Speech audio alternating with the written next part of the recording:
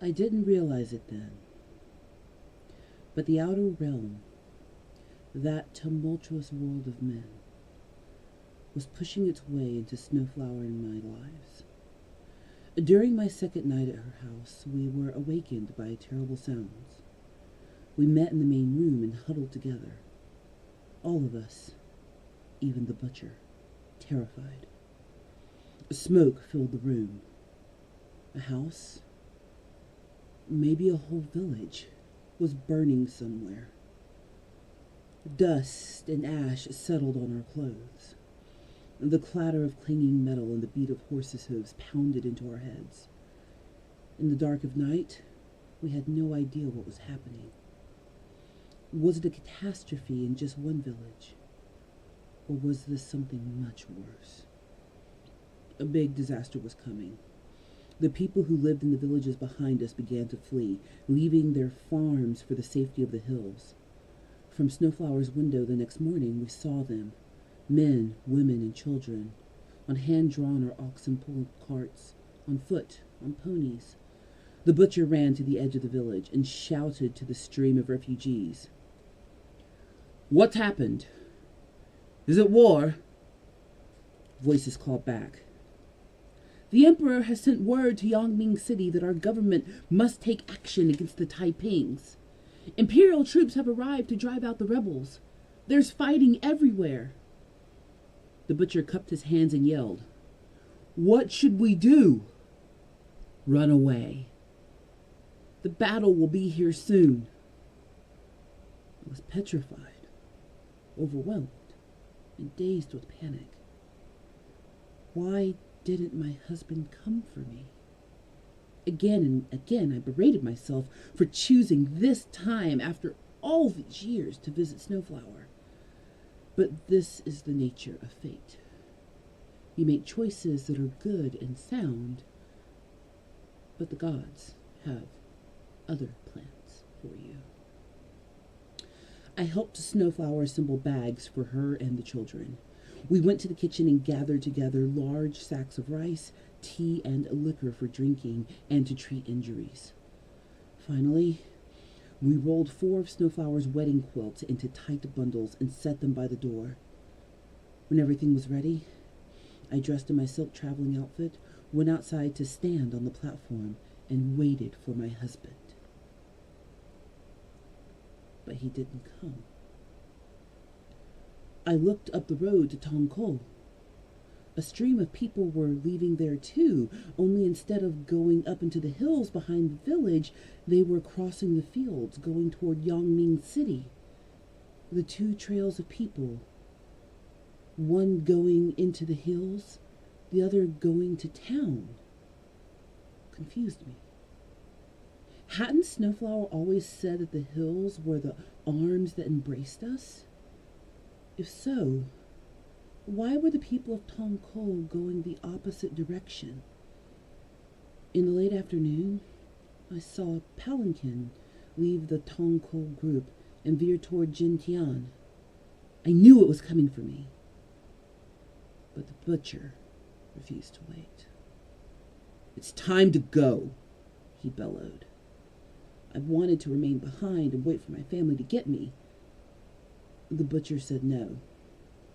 "Then I will walk and meet the palanquin," I said. So many times, sitting at my lattice window, I'd imagined walking here. Couldn't I now go toward my family? The butcher chopped his hand through the air to prevent me from saying another word. "Men are coming. Many men are coming. Do you know what they will do to a lone woman? Do you know what your family will do to me if anything happens to you?" "But, Lily," Snowflower cut in, "come with us. We'll be gone for only a few hours, and then we'll send you to your family. It is better to be safe." The butcher lifted his mother, his wife, the youngest children, and me into the cart. As he and the eldest son began to push us, I looked back across the fields behind Gentian. Flames and plumes of smoke billowed into the air. A Snowflower kept passing water to her husband and eldest son. It was deep into fall now, and when the sun set, the chill came down on us. But Snowflower's husband and son sweated as if it were the middle of a summer day. Without being asked, Spring Moon hopped down from the cart, taking her little brother with her. She carried the boy on her hip, then on her back. Finally, she set him on the ground, took his hand, and kept the other hand on the cart. The butcher assured his wife and mother that we would be stopping soon. But we didn't stop. We were part of a trail of misery that night. At the time of the most forbidding darkness, just before dawn, we hit the first steep hill. The butcher's face strained. His veins bulged. His arms shook with the effort of trying to push the cart uphill. Finally, he gave out, collapsing behind us. The Snowflower slid to the edge of the cart, hung her legs over the side for a moment, then let them drop to the ground. She looked at me. I looked back. The sky behind Snowflower was red with fire.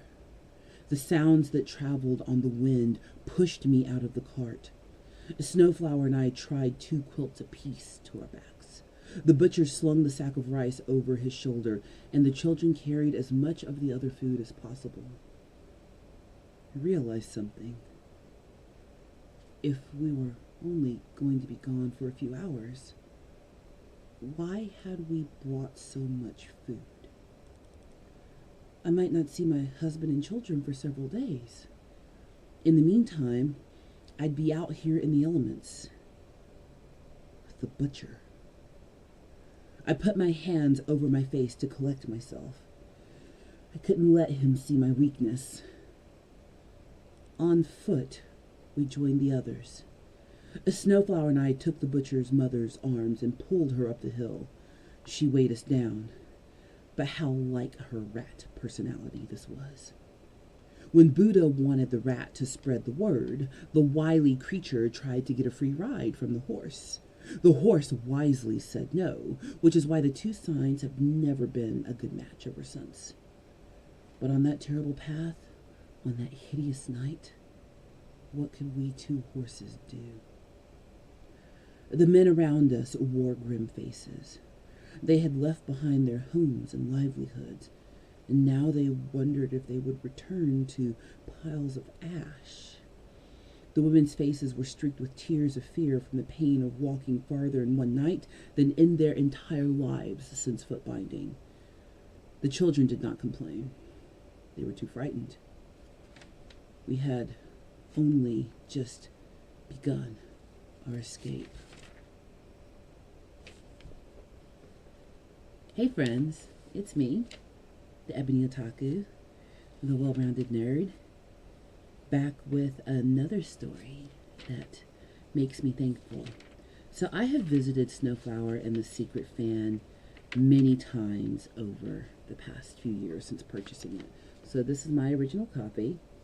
Yeah, I know the covers of books I've read a lot, they separate at some point. This is a well-loved, much-read book. I read this book at least once a year. When I first got it, I probably read it 3 times in a row.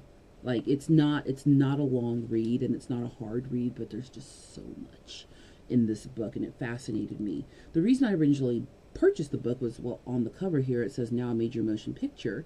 The cover got me interested. When I was back when Redbox was still a thing, I was scrolling through the Redbox and saw this image in the Redbox, and I was like, oh, that looks like a movie I'd like. And I'll be honest, the movie, I'm glad I went movie book instead of book movie, because the movie kind of splits between modern times and ancient China, and I thought this was an ancient Chinese movie, which the book is. The book is set in ancient China. But that didn't, even though I hadn't been exposed to the novel yet, I was kind of that was a choice. Hey, wasn't my $5 million making that movie, so hey, do what you want. But the book is 100% ancient China, and that was the kind of story I was looking for. So if you want a story in that setting, I would definitely recommend go book. If you're okay with dual timelines and people who aren't in the book being the main focus of the movie, go for it. But this is Snowflower and the Secret Fan by Lisa C. And she is one of my favorite modern authors. She's a beautiful writer of prose. This woman can write a daggone book. Every time she comes out with a new book, I go get it. That Lady Tan Circle of Women, girl, you did your big one with that. That book is whew, it's deep. But I love the way she writes women's stories. And when I think about stories that make me thankful, I always remember our rules when it comes to fiction. We only evaluate works within the context in which they're written.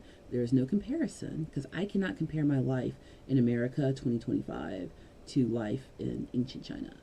They don't compare. There is no comparison. But remember that fiction is that safe filter through which we can look at difficult topics with that safety in mind. And that's something I really love about this type of writing, is it's a chance to look at ways of life and things that could have been without actually having to experience them. So why did I pick this book as my last story that makes me thankful for the month of November?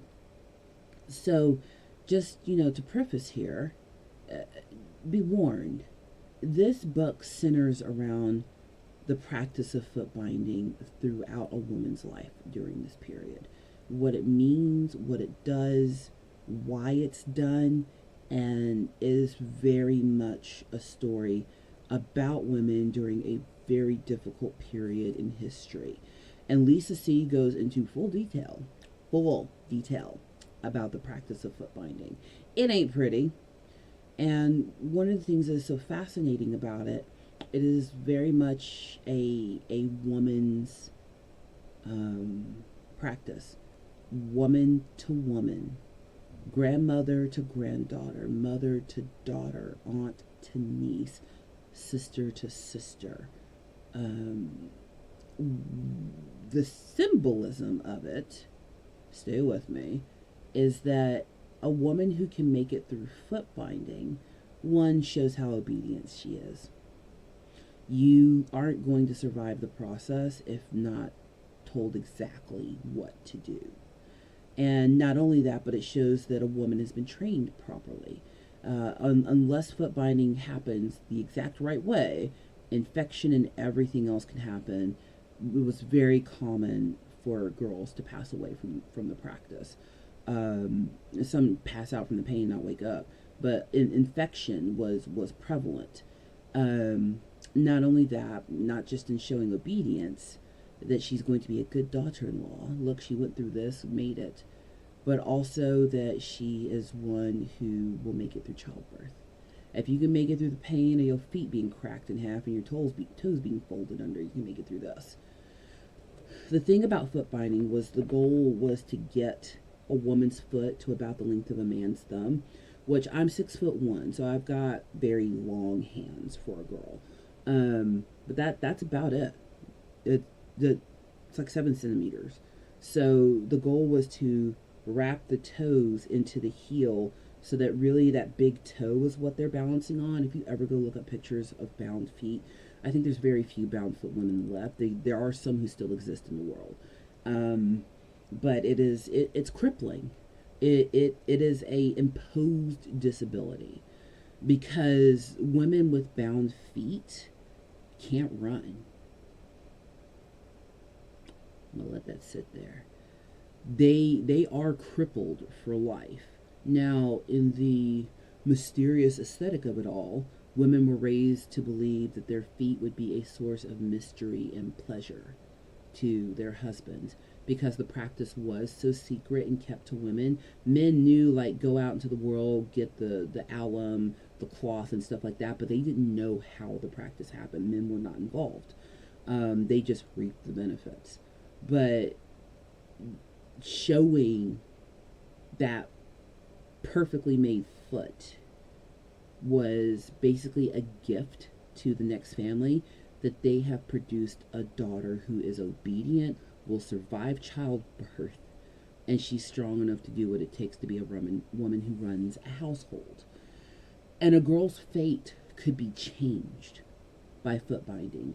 In this novel, Snowflower and the Secret Fan, we are watching the lives of two girls grow into women, Snowflower and Lily. The story is told from Lily's perspective about Snowflower. Lily, I won't give up too much away, but Lily is born into just a regular family. They're not starving. They're definitely not rich. You know, dad farms, brothers go out and farm with him. She's a woman up in the woman's rooms. She's expected to marry some dude and whatever. Her mother, in her foot binding, noticed that her feet were real good feet before she started binding them. And we're like, if I get this right, I can change our whole family's fate with my daughter's bound feet. Because you have to remember, in this culture at this time, daughters are very much looked at as, I'll use the terminology in the book, a useless branch to their natal family, because you are raising someone who will produce sons for another household. Daughters only belong to you for so many years, and then they go out. Sons bring wives home. Daughters go out to be wives to someone else. And that kind of spurred that culture of the mother-in-law to daughter-in-law, because she had to leave her home and everything she loves. She is going to transfer that bitterness and pain to the next girl that comes in. And part of the reason that they were marrying girls off so young is, one, mortality rates once upon a time were not what they are today.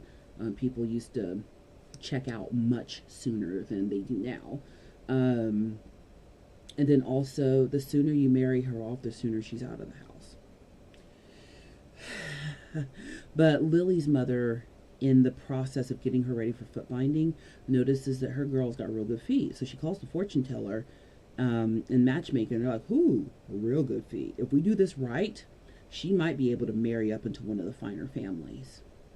And there is a matchmaker who takes advantage of the situation to create for Lily what is called a lautong, a old saying, a sister in foot binding, a girl that's basically going to be her guaranteed bestie for the rest of life. They are going to share a connection that's honestly closer than husbands and wives. Because a husband-wife marriage in this context is basically master-servant. But women are equal in their relationship, and they will share their joys and sorrows, their triumphs and tragedies in ways they will never share with their husbands. So this matchmaker says there's another girl of the same age who's ready to enter her foot binding, who was born on the same day, at the same hour, they're the same sign. Let's match these two together. And it twists these two girls' fates together, and the way their fates measure out through the book, you're not going to expect the twist that comes in here. But Lily's fate is changed by foot binding. Her mother's foot binding was botched. She was hobbled, but she was lucky enough to marry off to a farmer, and she produced sons. But that's the best she could do. She's determined that her daughter, she's going to get this right.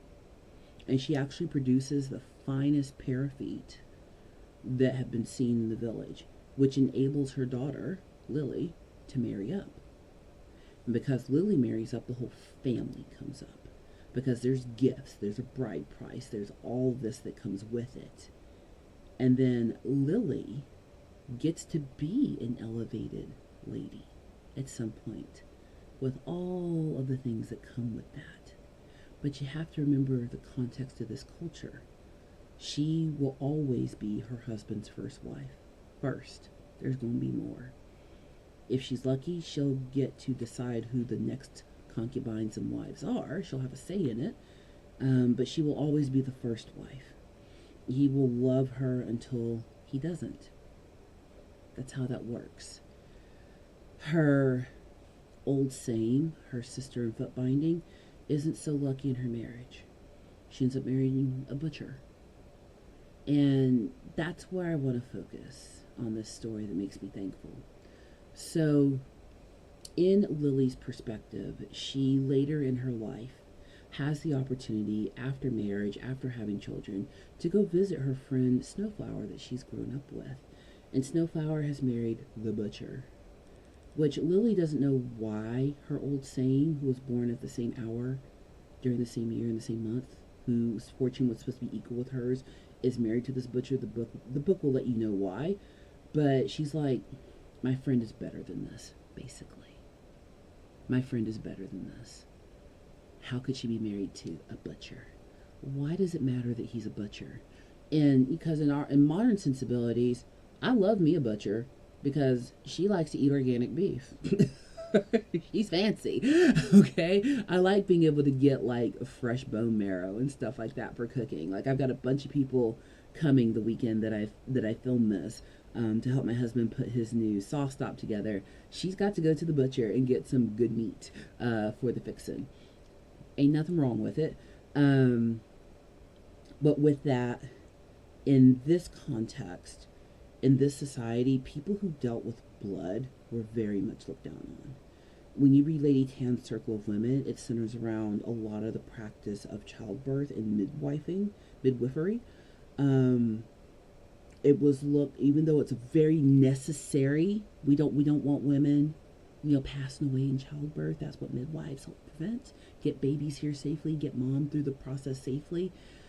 But the part of the process of birth happening is there is a release of fluid and there's a release of blood for the baby to come out and pass safely and cleanly. And that layer of blood and body fluid keeps the baby from getting infection as it comes out of the birth canal. It's actually quite a beautiful thing when you think about it. But midwives touch blood, so ew. Butchers are looked at the same way. Everybody needs meat. You ain't. I've been to Asia, different Asian countries a few times. You ain't seen some meat-eating folks, unless they're Buddhist. You ain't seen some meat-eating folks. As I've experienced overseas. I never ate so much meat in my life. Everyone, it's like Peking duck is a thing. Like I have walked down the streets in cities, which I haven't experienced this in America. I have experienced it overseas, where I've seen just racks of meat in the window, cooked, ready to go, pick it up, wrap it up, take it home. Like, it's a big deal. Food's a big deal everywhere. But to think that the person who was providing all of that sustenance, something that is very necessary, is looked down upon because he deals in death and blood. So for Snowflower to marry the butcher is basically the lowest of the low. Lily marries into a great family. Snowflower marries this butcher. Lily shouldn't be seen with Snowflower at this point, but they're old sames. She really wants to see her friend, and she picks the wrong moment, because there'll always be a war at this point in history. And she chooses to go finally visit her friend Snowflower, and war breaks out, basically. And Lily, notice she never refers to Snowflower's husband by his name, like his surname or anything. He's just the butcher. That's how she sees him, as the butcher. But that's what society has taught her to see him as. In Confucian China, Confucianism very much dictates everyone's place in society. There's a hierarchy to the family. There's a hierarchy to your role in the world. Before Confucianism kind of became the standard of behavior, China was wild.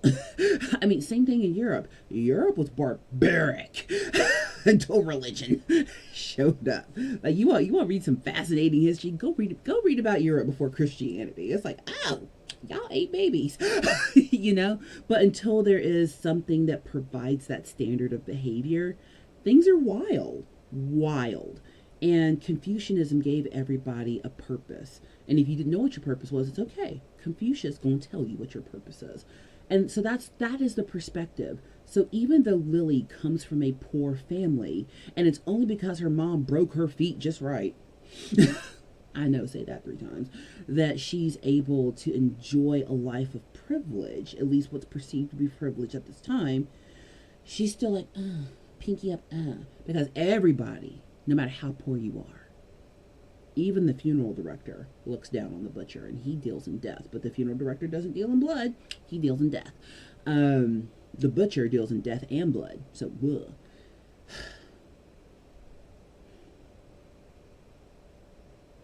But you know what? When war breaks out, who saves Lily? Who takes the responsibility for his mother, his wife, his children, and somebody else's wife, and gets them to safety? It was the butcher. Because Lily's husband should have run to her. And I'll be honest, to me, this is the most infuriating part of the book. Because me too, I was with Lily. I was like, I'm going to sit here and wait for my man to come get me. Why isn't my man coming to get me?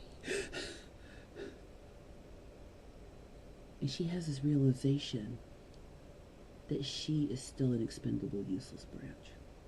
She may have been a pearl in her father's palm. I love that phrase Lisa C. uses in this book. I was a pearl in my father's palm. You're precious to someone, but none of us are precious to everyone. And Lily has a moment of realizing that at a time of crisis, Snowflower actually has the better husband. Because that man made sure his family got out and got out with what they needed. I can just picture it in my mind right now, this beast of a man, so intently focused on not losing what's his. He didn't leave any of them, not even his old sick mom. There were families that left the old to whatever was going to happen. And I love what he says to her. Because, yeah, he's saving her because what would this rich family she's from do if the wife goes missing and they know where she is? But he says, do you know what these men will do to a lone woman? He thought of Lily first. He thought of her safety first. And I think in that moment, based on history, it's the first time Lily experiences someone putting her first. Because foot binding wasn't about her. That was about her mom redeeming her own foot binding and getting a better life for her family. Her sons will be able to marry higher up women if she gets her daughter into a better family. Lily's marriage is not about Lily being happy. It's about Lily producing sons for a family. Her husband loves her as far as she produces males, and that he's not interested in another woman, a younger, prettier, suppler, more wider birthing hips.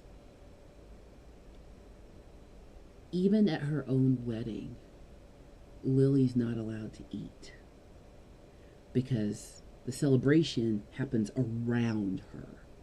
It's not for her.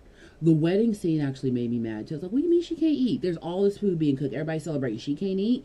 With her face covered, can't eat. I was like, okay, it's not my culture. I'm not going to judge. Bombastic side-eye. Lily finally has a moment where someone's thinking of her first. And it wasn't her husband. She's standing there at the threshold, waiting for her husband to save her. And he doesn't come. And she realizes she's going to be in the hills with the butcher and her friend and however many other strangers for however long it's going to be. This is why this story makes me thankful. One, you never compare your life to someone else's. Don't do that. So I'm going to speak from a place of I. My husband that I have today, lovely man, Mr. Otaku, you've seen him, everyone's favorite gnome in Santa. He is my second husband. I had a first. I got married when I was 18. That was dumb. And you'll never hear me say a bad word about my first husband. We were 18. We were both stupid. Wasn't going to work. I did not understand his childhood and upbringing and how that affected him. I didn't understand really how my childhood and upbringing affected me. And as we grew into people that were very different at 23 than we were when we were 17 when we started dating. No, I was 16 when I started dating him. So in that time of being together, we started as children together, and when we became adults, we realized that those people we became were not compatible with one another. That's okay. But I did experience in that first marriage that I was not first to him. He wasn't first to me, apparently, because we're not together. But when you're in a relationship of romance, part of that commitment to each other is putting each other first. And if you can't do that, they're not your person. Like, even in marriage and you produce children, your children should see you love each other first, because that gives them safety in their home. Even with my stepchildren, who you always hear me refer to as my kids, they don't have to call me mom. They call me by my first name. But I chose them. So they are my children. I inherited the most incredible young people. I love them so much. But I chose their father, I chose them. I let them see me loving their dad as best I can. We do not argue in front of them. We do not have deep life discussions in front of them. Even though they're adult children, that it's not for them. I let them see how happy their father is, how happy he makes me. That's not what my first marriage was. We were young, selfish kids. We didn't put each other first. And because we put our own wants and desires over the person we committed to, the marriage didn't work. And I've had more than one boyfriend before I met my husband. I was single for like 17 years after getting divorced the first time. I was single for a long time before I met my husband. I know they're all like, how old are you? I'll be 43 on the 15th of December. I'm going to be sad to not be 42 anymore, because I've been loving saying I'm 42. Yeah, she's a older millennial. End of 1982, y'all. But the me then and the me now are two very different people. And I recognize the beauty of putting my husband first, of making decisions based on my family first. My husband, my kids, my in-laws who don't live too super far from us, they come first. The decisions I make about my life are for them first. He makes his decisions about me first. I don't have to wonder if I'm a priority to him. I don't sit in fear of, if there's an emergency, if he's going to look after me, or if he's going to look after the kids. He's not going to leave any of us behind. He's going to do what a man does and make sure all of us are okay. That actually happened. We were, a couple of years ago, we were taking the kids on vacation. And the night before we were leaving, we were at the Walmart getting a couple of things. And daughter was at a concert. Son was at the grandparents' house. Daughter's boyfriend was at our house. And literally things were fine. And then all hell broke loose in the weather. And tornadoes started dropping out of the sky. I live in the southern U.S. I don't know what happened. I don't know why Tornado Alley moved, but it's here now. And I'm in my truck. My husband is in his car because we met each other after work. And daughter is at an amphitheater. I was freaking out because if you've never been through a tornado, you can't run from them. If you don't have a basement or a safe zone, you just have to pray that it's not your moment, basically. But I was freaking out. My husband was on the phone with me, and I just shouted, "Where's?" and daughter's name, because I knew she was at the amphitheater. And he was so calm, cool, and collected. He was like, "Get to here. Mom and Dad's house is right here. Get over there. I'll go make sure she's okay. I'll join you." And just his steadiness in that moment calmed me all the way down. We all made it. Daughter's boyfriend, we were lucky enough to have a storm shelter in this house. So he had actually gotten in the storm shelter, which that's one of my projects this next couple of weeks, is actually clean that out, make sure it's free of bugs and stuff, and just put some stuff in there that when tornado season comes, we have a place that's ready. It's designed that if it has a jack in there, so if the house was to come down on us, we could actually jack our way out. But I want to make sure there's like a radio, a sawdust toilet, that kind of stuff down in there. You never know. That I live in Tornado Alley. It moved. I don't know why it's in the south now. It just does. But being with someone, and him being with someone where we put one another and our family first, it's a game changer. I am so thankful for what I have now. I would do zero things to jeopardize it. He's my favorite person, hands down. There's no competition. I am so thankful that I was given a second chance at marriage. Because trust me, she had plenty of boyfriends, each one of them more terrible than the last. Y'all know who you are. She made bad choices in boyfriends. What can I say? But you know what? God bless the broken road. Let me say to you. But even with that, I understand Lily's conundrum. She's being confronted with the fact that her world is not what she thought it is, and that her friend's world isn't what she thinks it is. There's a lot of preconceived notions that get challenged. There's a lot of cultural norms for this society that get challenged in this writing. I highly recommend it.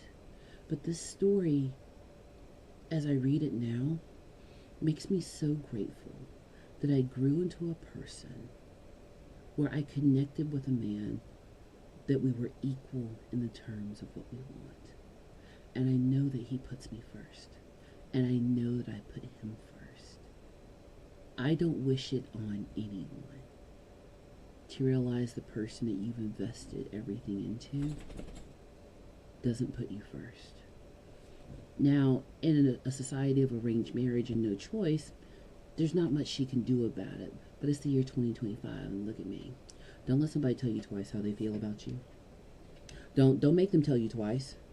Girl, look at me. Don't make him tell you twice he don't want you. Young man or old man, don't care. Don't let her tell you twice she don't want you. When people show you who they are, believe them. That's the hardest lesson for us to learn.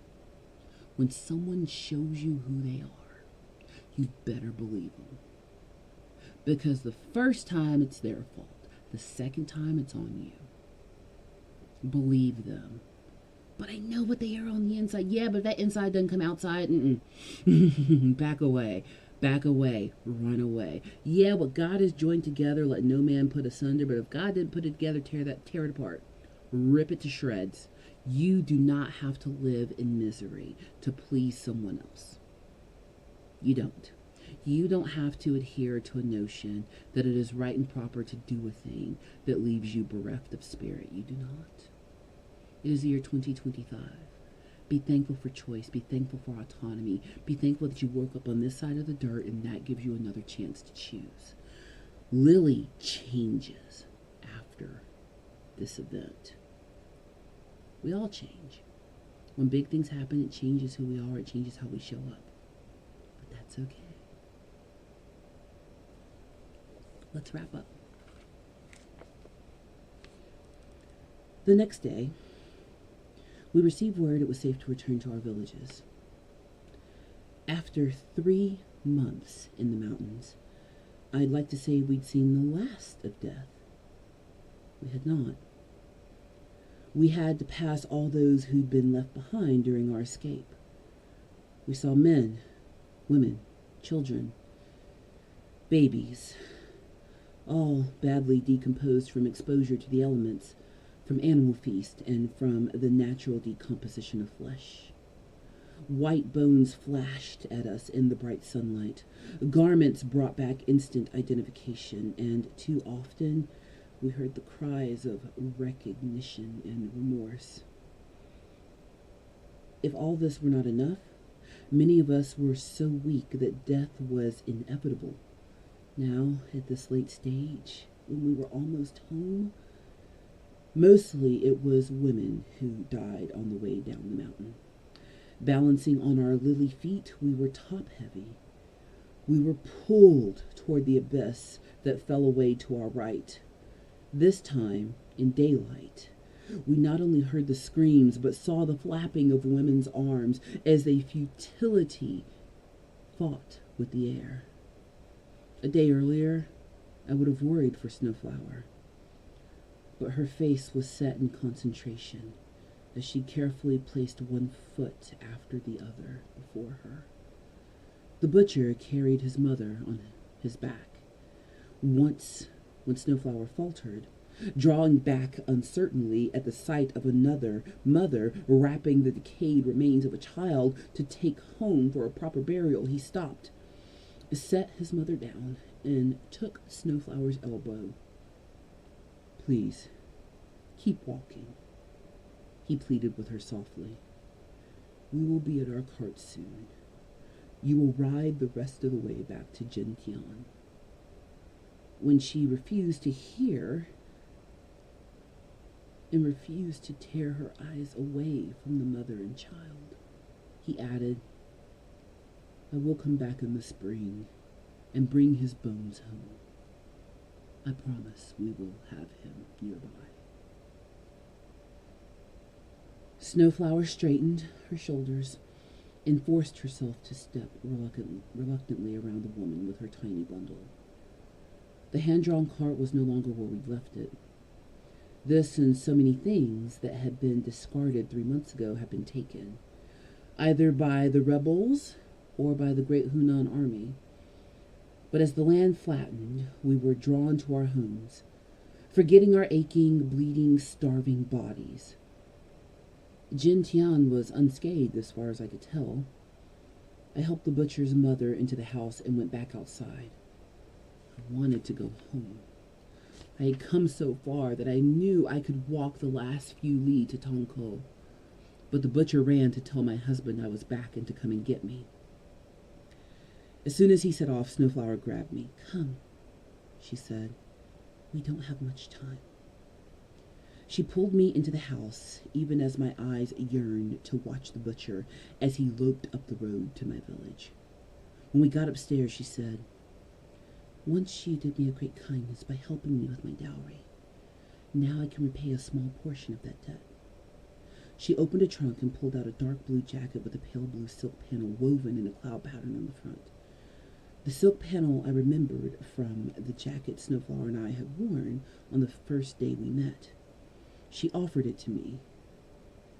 "I would be honored if you would wear this when you see your husband again." I saw how terrible Snowflower looked, but I hadn't considered how I might appear to my husband. I had worn my lavender silk jacket with the chrysanthemum embroidery for 3 solid months. Not only was it filthy and torn, but looking at myself in the mirror as water heated so I could bathe, I saw 3 months of living in the mud and snow and unforgiving sun at a high altitude upon my face. I had time to wash only those places he would see or smell first. My hands, my arms, face, neck, armpits, and that place. Snowflower did the best she could with my hair, pinning the grimy, matted mess into a bun, then wrapping it in a clean headdress. Just as she helped me into her dowry pants, we heard a pony's hooves and the creaking wheels of a cart coming near. Quickly, she buttoned me into the tunic. We stood face to face. She placed the palm of her hand on the square of sky blue silk on my chest. "You look beautiful," she said.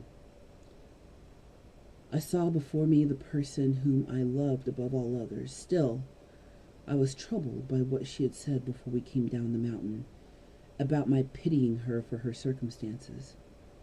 I didn't want to leave without explaining myself. "I never thought you were." I struggled to find tactful words and gave up. "Less than I was." She smiled. My heart beat against her hand. "You said no lies."